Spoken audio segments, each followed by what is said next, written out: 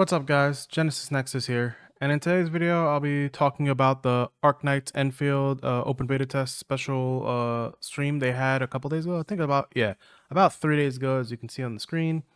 And I kind of wanted to wait a couple of days to make this video to see how the community would react and if we would get any more information or detail from the devs. And I know if you've been watching the space so far, there's been a lot of talk of things regarding the stream, and I'm going to address some of it close to the end of the video. But to start it off, I just want to talk about the things that I liked and enjoyed from the live stream. And if you like this video, please like, comment, and subscribe. Let me know if you like me doing these types of videos. It'd be very much appreciated. And let's get into the video.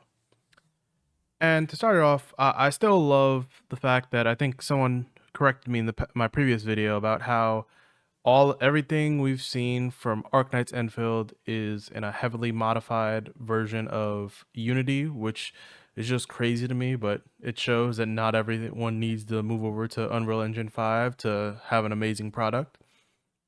So other devs, you need to definitely take notice and put in the work to match what they have for Endfield here, or even go above and beyond it.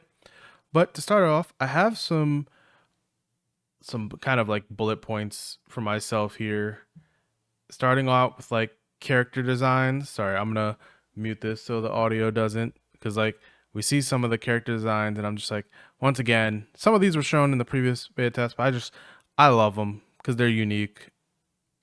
Hold up, let me see if I can, yeah, there we go.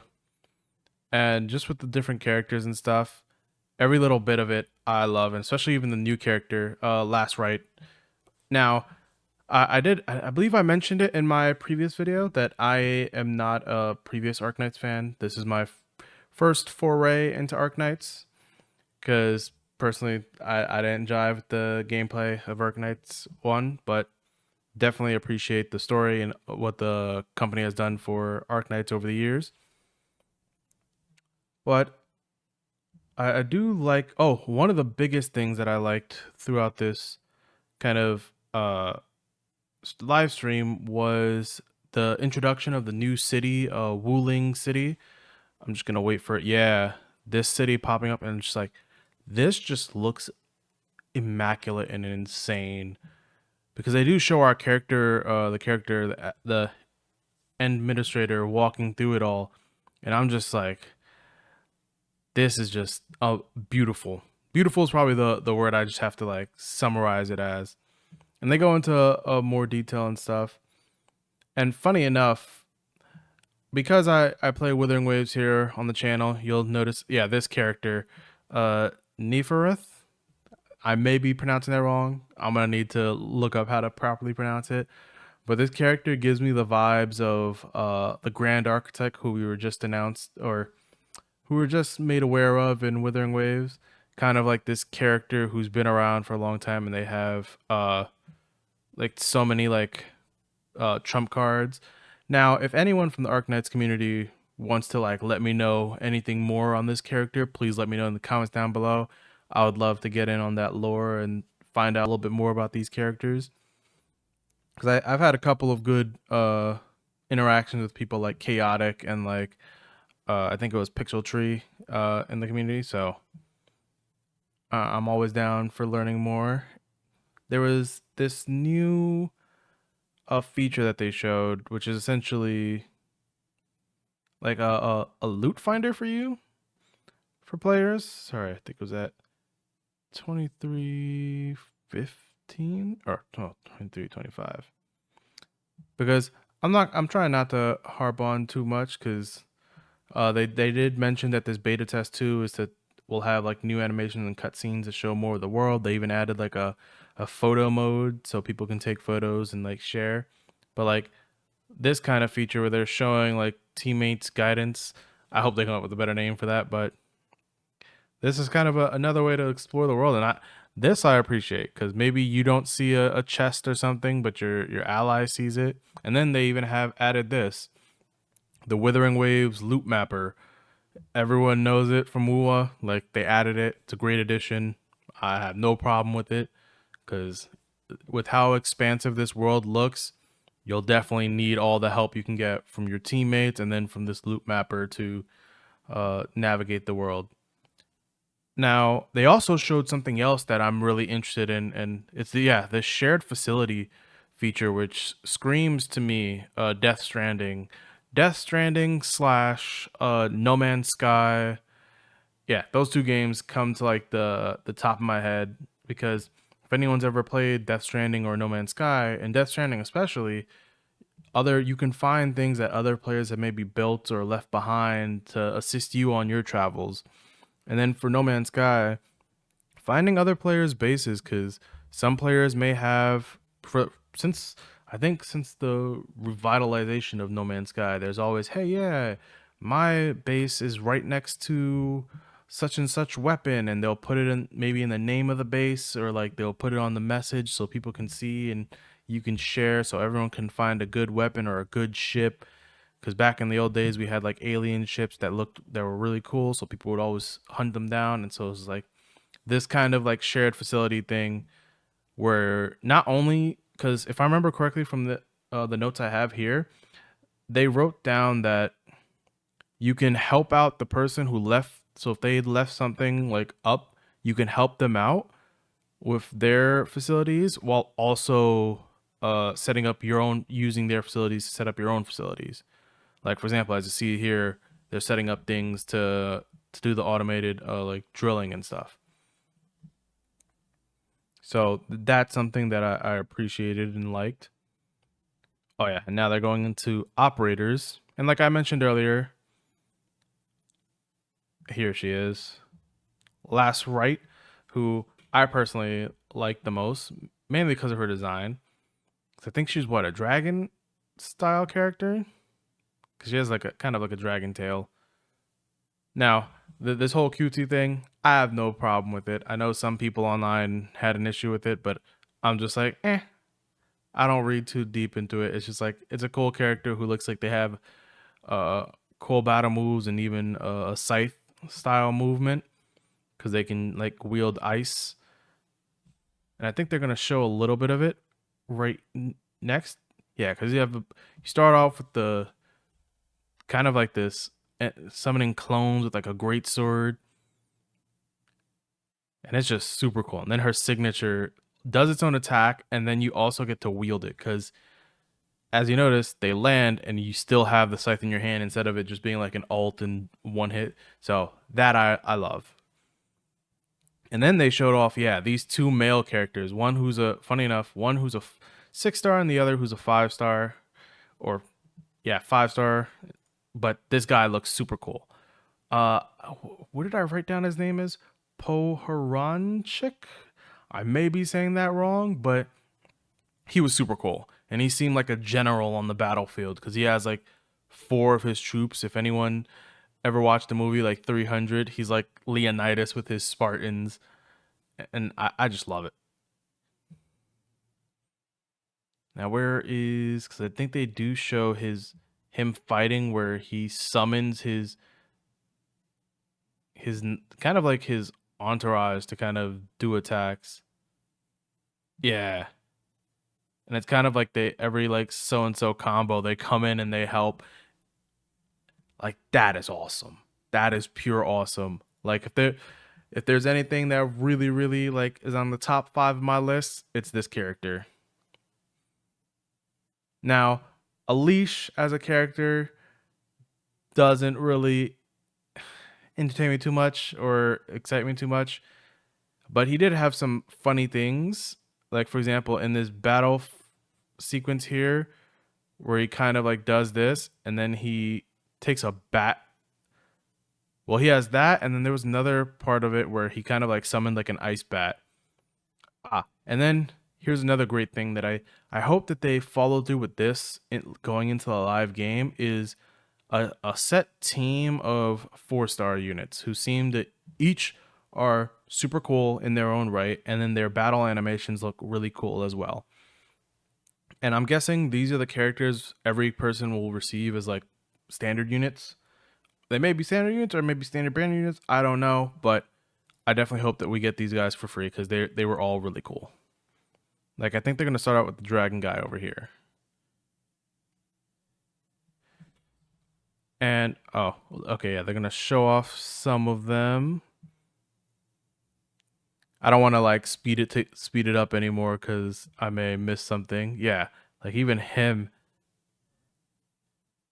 'cause it seems like he's acting like Thor or something like that. This character with like the dual pistols.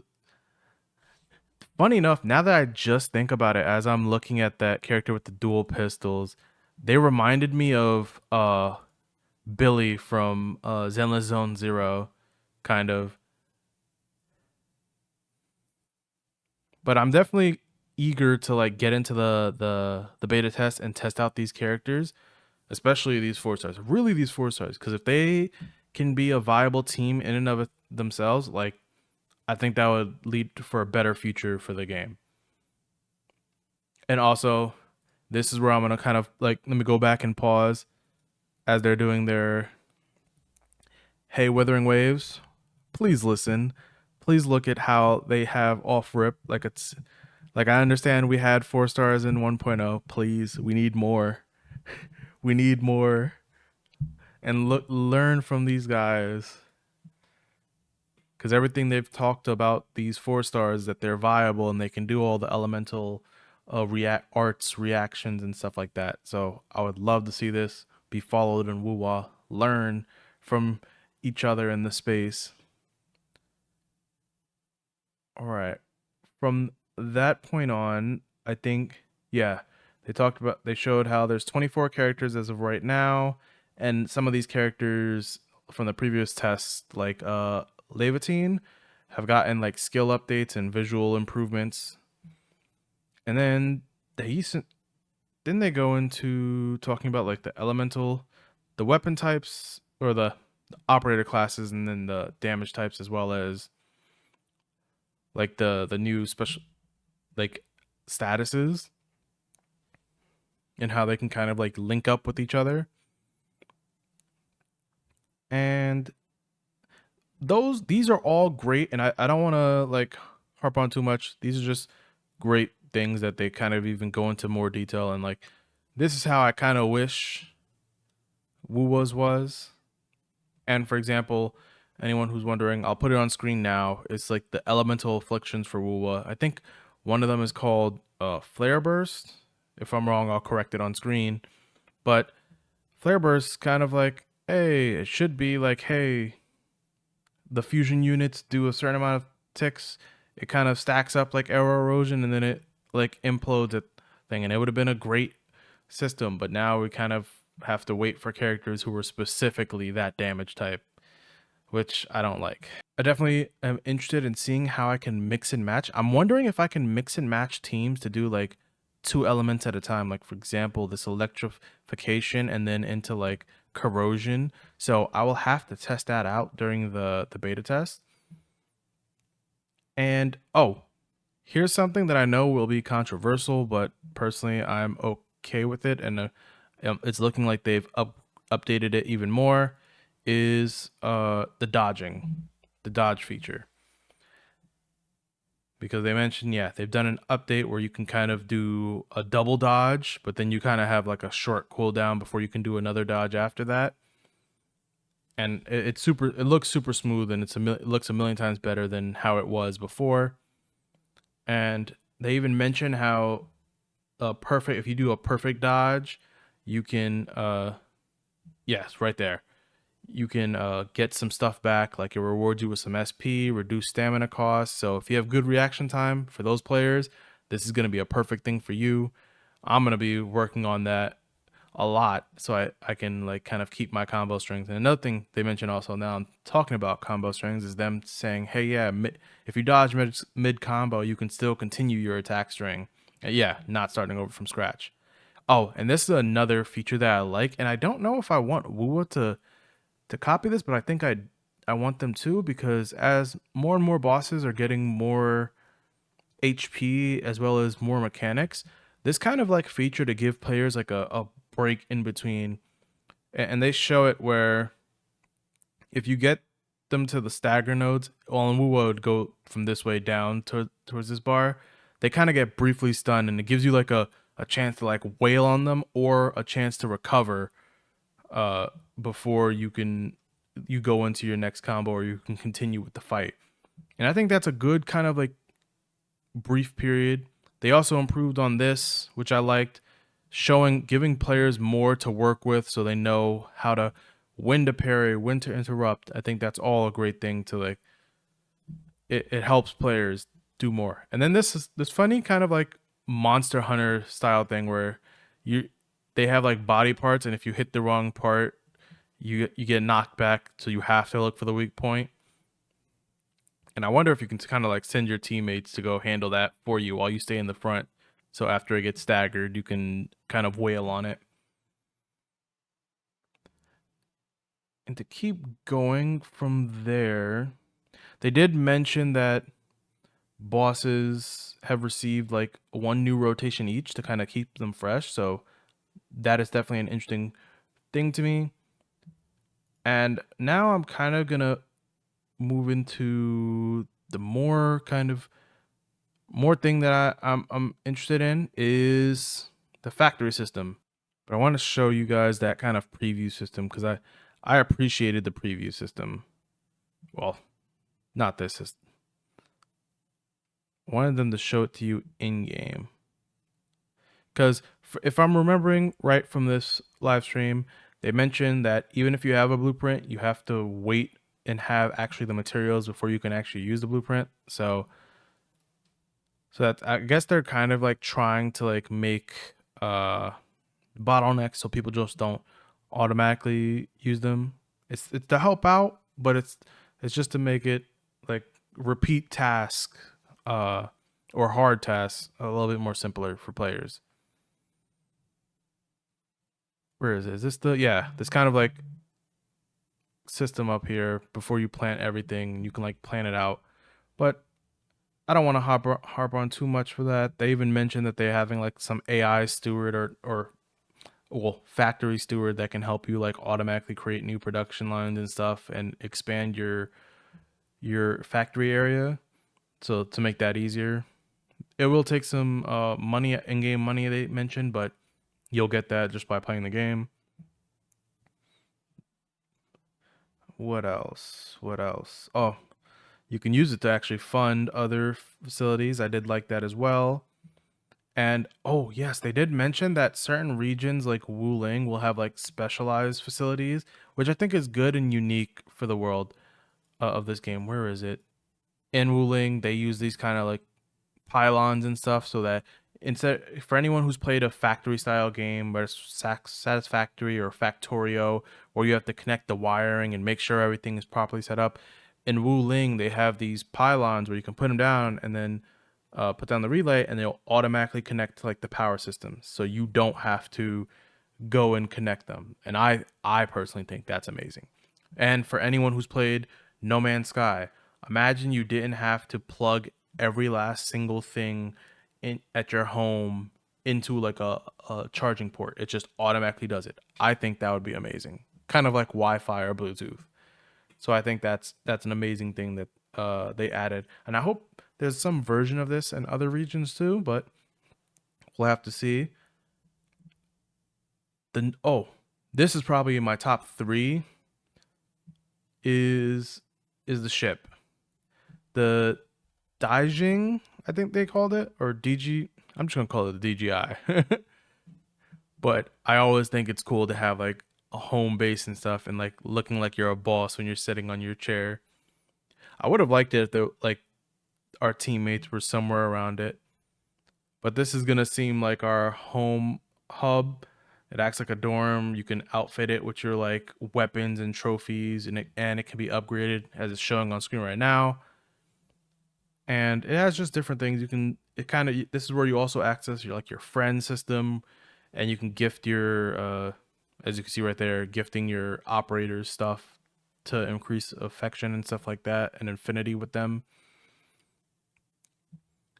And I think they're going to show it next where you can kind of access your friend system. What time?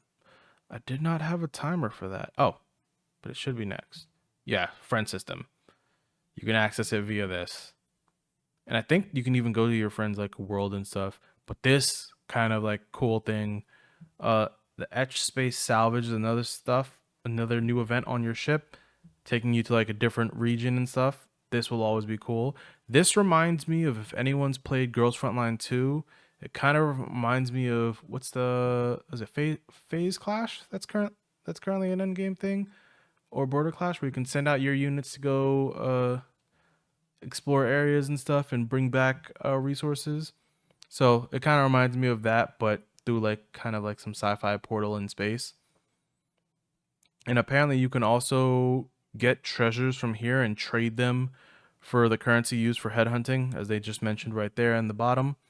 So that I think is a good thing. So if any player, this is probably going to be a thing you're going to have to work on while you're playing the game. So in tandem of building your bases and doing the story, because it'll help you out. If it gives currency, that's always a great thing.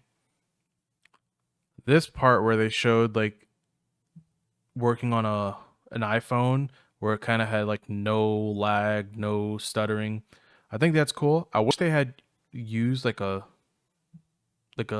weaker end phone to like really show off the optimization, but beggars can't be choosers, so I can't really say anything. I personally won't be playing on my phone. I'll be playing on PC, but I am glad that they're working on stuff for phone players. Oh, and then I think last but not least, when talking about the live stream, before I go into the controversy and stuff, is they talk about the gacha system. This is where I think, and I'm going to pause it right here. This is where I think the majority of people's attention should really be. This system, like, I don't know every detail about the original Arknights system. Just like how I didn't know about the PGR system before I started playing PGR. So I'm not going to talk too much about that. But the system that they showed right here, I like some parts of it, and then other parts I don't understand and I want more details, and then other parts I dislike entirely. So just to start off, they mentioned 3 different types of at least character gacha. You have the basic headhunting, New Horizons, and Chartered. And we won't get access to any of this paid stuff during this beta test. Only mainland China would. But they mentioned how for New Horizons, this is for anyone who's played PGR, it's the blue tickets. We get them in game by doing stuff in game, getting them from events, and getting them handed out. Those blue tickets or the HH permits only work on this. You cannot use any spending, they said, on this banner. So this is like, hey, yeah, those blue tickets. Then we have the limited banner, which is the chartered banner. And then we have the basic kind of standard banner. I still want more details on the New Horizons, because they kind of just talked about it a little bit and then moved on and started talking about these two. Because, for example, they mentioned how once you complete the banner for New Horizons, you're guaranteed a 6-star. But then they went immediately into basic and chartered have a pity at 80 pulls. You get a 6-star, just any 6-star, so that's 50-50. And then the chartered one has a featured, you can guarantee a featured character or feature operator at 120 pulls. Now, I like the guarantee here, but I'm like, where's the guarantee over here? Because I would have loved if this has like kind of like a selector, kind of how a PGR, you can like select an S rank that you're going for, and if you get them at guarantee, you get them. So I would like that. But then I also want to know, what's the pity over here for New Horizons? Is it the same as these two? I hope it is, but with how different things are handled, it seems not so likely. And then to even talk about it even more, I'm going to move a little bit ahead. Yeah, here's them talking about the guarantees. It was this. For the limited banner or chartered headhunting, it was, hey, yeah, the one great feature I like is that a character will stay in kind of like the list of limited characters for 3 banners in total. The banner they started on, and then 2 additional banners. And then after that point, they get removed from the list. The thing I dislike, though, is that they mentioned it down here. After removal, the 6-star operator, will not be added to the basic banner, the basic standard banner, the basic headhunting. That I do not like. Because, for example, what if you want, I'm just going to throw this as a scenario. What if you want Leviathan here? And she's at the start of the game, she's on the banner, and then maybe a player joins 2-3 months down the line. She's not on banner anymore. You just have to wait for her rerun. And for anyone who's going to say, oh, well, you can play other characters, I'm going to talk about Punishing Grey Raven here for a little bit. PGR. I joined PGR because I saw all of the promotional material for Lucia Crimson Weave. That character plus the DMC collab was the main reason why I joined the game. I trusted Kuro Games enough from WUWA, and I was like, okay, let me try out PGR, but I really want just these characters. Luckily, there was an event that they hosted to like get they knew new players were coming in for the DMC event, where they helped you get that character for free. Now, I may be wrong on that, but I remember there was that character, and then we had Feral 21, who was a member of Crimson Weave's team, who we can get her and her weapon. So it was just an amazing thing, and it worked out perfectly for me. But if I had to wait till a rerun of Crimson Weave, I don't know how. I don't think I would have stayed, because so far there are other characters I like in PGR, but not characters who I love in PGR, who I like.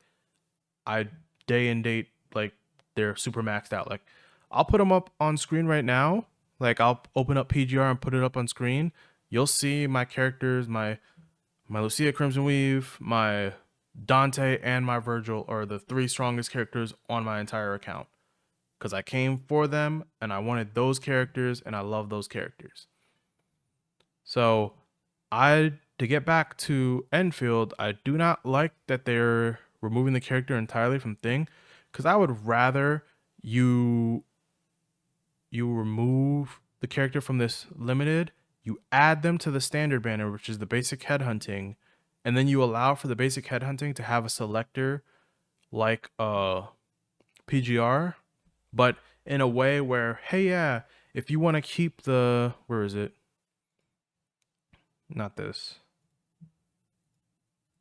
If you want to keep the 80 pity, the 50-50 at 80, that's fine. But if I choose, I want Leviathan, or I want, for example, the poetry guy, the general.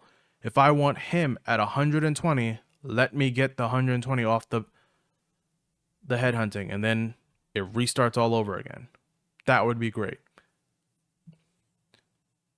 Or if at bare minimum, if not the selector, just add them into the basic standard banner, just so people can go for these characters when they want them.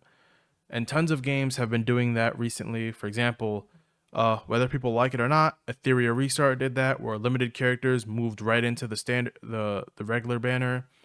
Even the light dark units did. Then you had right now, which a game that's currently having its own issues, but is really fun to play, is Chaos Zero Nightmare, where characters, like for example, we're going to have Haru come off her banner and she's going to be going into the standard banner. So I would love if Enfield can learn from these games and be like, hey, yeah, we'll do our gotch system plus that to kind of like make it even better. So that I'll talk about from there. I think they did mention, yeah, I have it in my notes here, that they said that the rotation feature, which is this rotation for the limited, won't be in this beta test. It won't be active, but it will be for the game. So I'm giving the suggestion now so that they can hopefully fix it before, or change it before launch. Now, they did also mention weapons. I'm not going to get too much into weapons. I do like the low pity count for weapons, so because I think it's, yeah, each like pull will give you 10 weapons, and then you can use the tickets to directly purchase a 4-star, 5-star, 6-star weapon, which I think is a great thing. You can also, I think they also mentioned you can get them from packs and other stuff. But then, like, yeah, A 6-star weapon is guaranteed in 4 attempts. That's similar to PGR in my mind, because in PGR, I think what the pity for a weapon is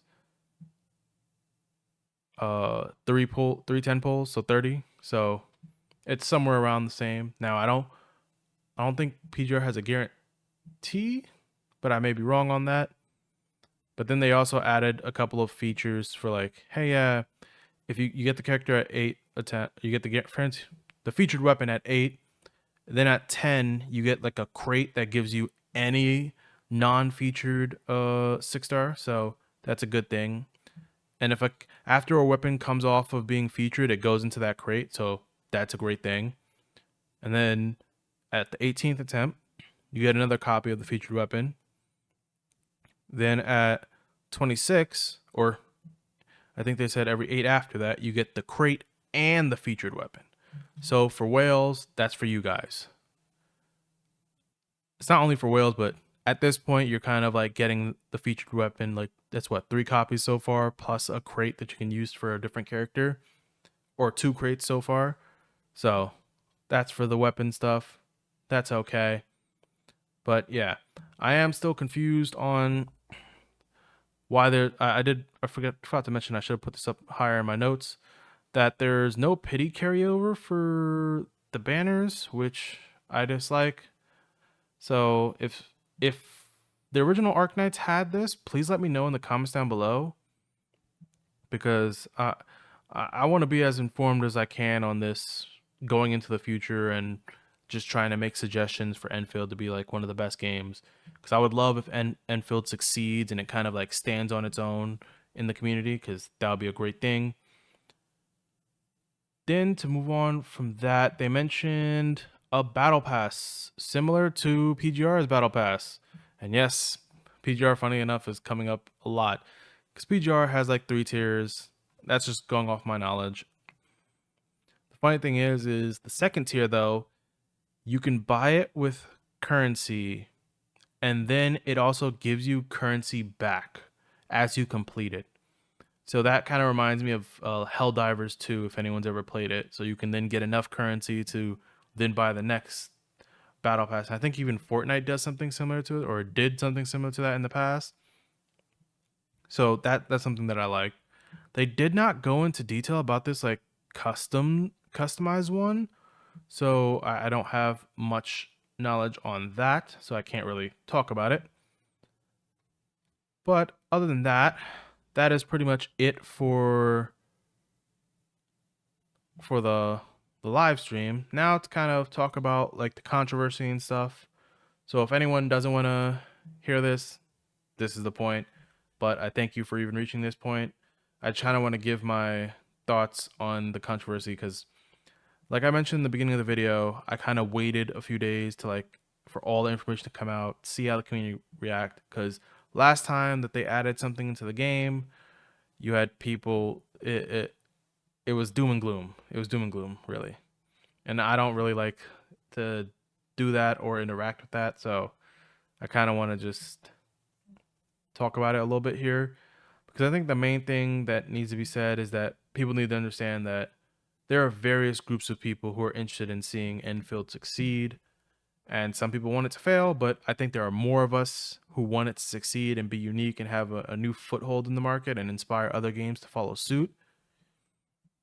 And even the devs made this game clear that, hey, yeah, they want to attract the audiences of open world games like Witcher 3, Horizon Zero Dawn, Ghost of Tsushima, Cyberpunk, to gacha games like Withering Waves, ZZZ, Genshin, and Tower Fantasy. They want these communities. They want these communities to like the unique features of Enfield, while also giving a good experience back to the players. And I think we all just need to understand that, that they're trying to find a balance between all those groups, as well as their own vision, because this game doesn't like solely exist for just one group exclusively. It's like it's a bundle of people who are trying to enjoy it as best they can. Otherwise, the devs would have just stuck with making the original Arknights, and they would have never changed to make this game.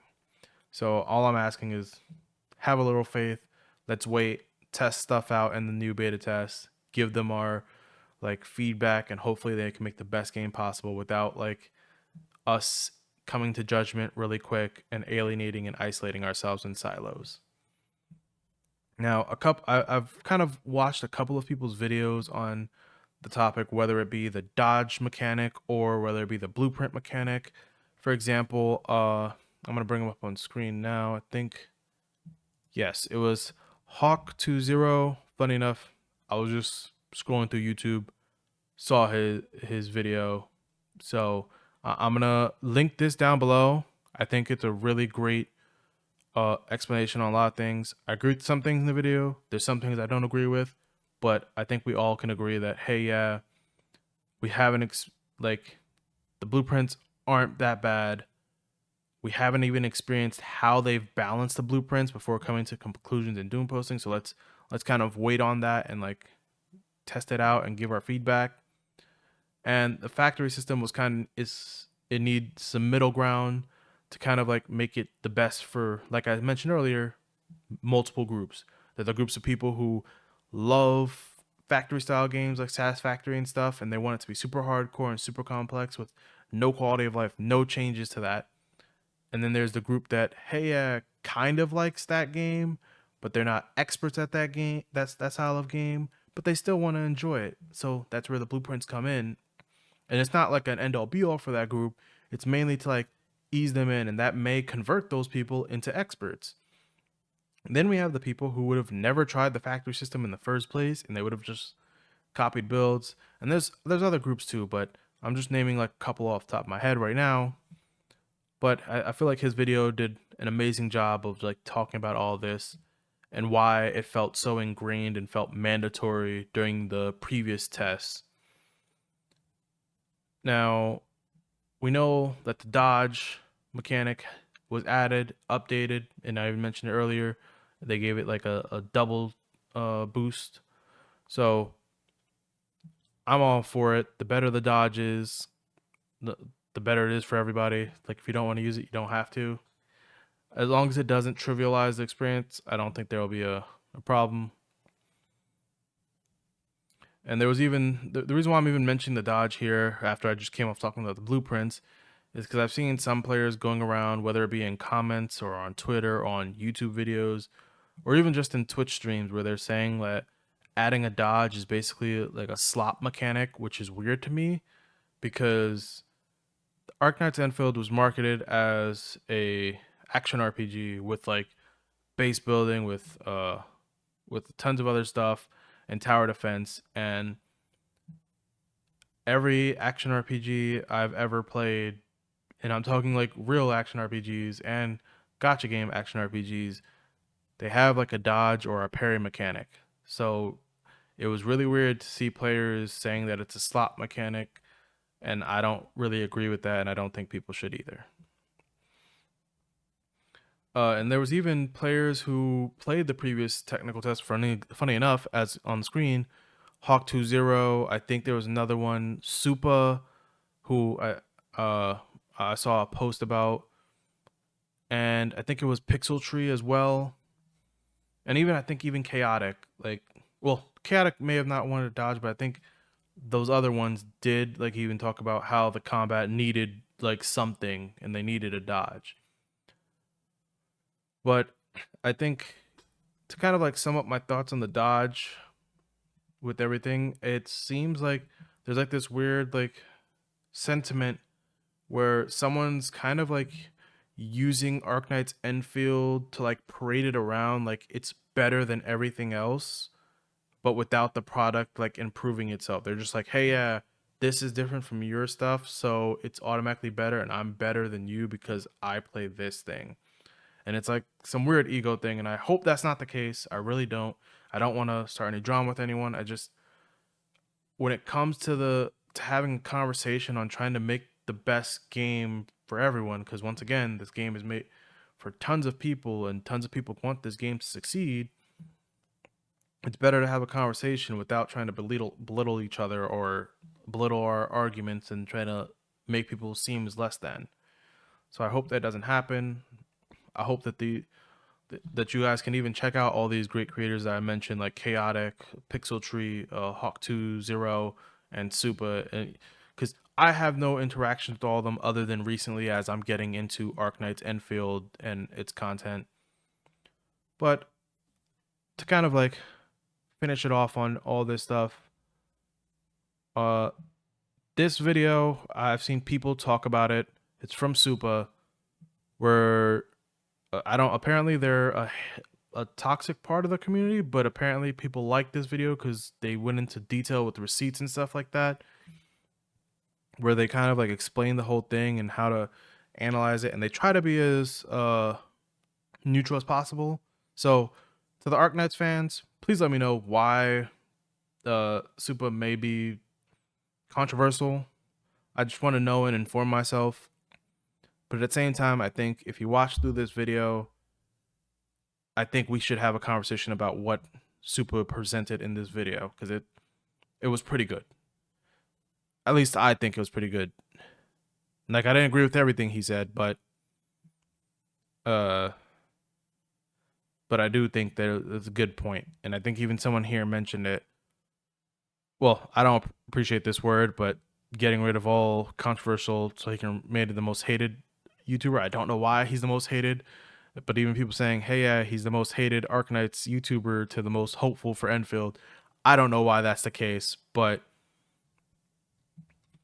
all I know is that this video was personally like a good listen to have a conversation. So I just kind of wanted to end off on that. And also, if you're a player like me who's interested in Arknights Endfield, you love what it's shown so far, you love what it has to offer, and you want to see it grow and get better, I do want to mention, don't forget to sign up for the beta tests. They even have like a web event that you can have for a chance for the beta tests. It's, as it shows on screen, it'll be starting on November 28th, 2025. It's going to be on iOS, Android, and PC. I do hope that the game will come out on console too, kind of like how WUWA came out on consoles. So, but the beta test is on those three. And they even have this pre-registration like event going on. I wonder if they show it on the screen. Because the pre-registration, yes. We have these kind of, I know we've kind of gone past this already. I think at least we're like over here. But I think in total we get like 20 headhunting tickets. And if they get social media followers, we'll not only get the 5-star operator, but we'll get the 5-star operator's weapon, their 5-star weapon. So that would be good for future people's teams. So, hey, if you want to try it out, even if it's just for like a month or two, like you can at least pre-register, help out all the operators in the world, kind of get a character and their weapon, and then you can have it on your account for the future. But yeah, I think that's where I'm going to end it. I'm hyped for the experience the world of Arknights Endfield as well as the base building. I want to see how those blueprints work. I kind of want to see all the crazy ways that people come up with base setups, and I want to test out some myself, and I'll even probably share them on this channel.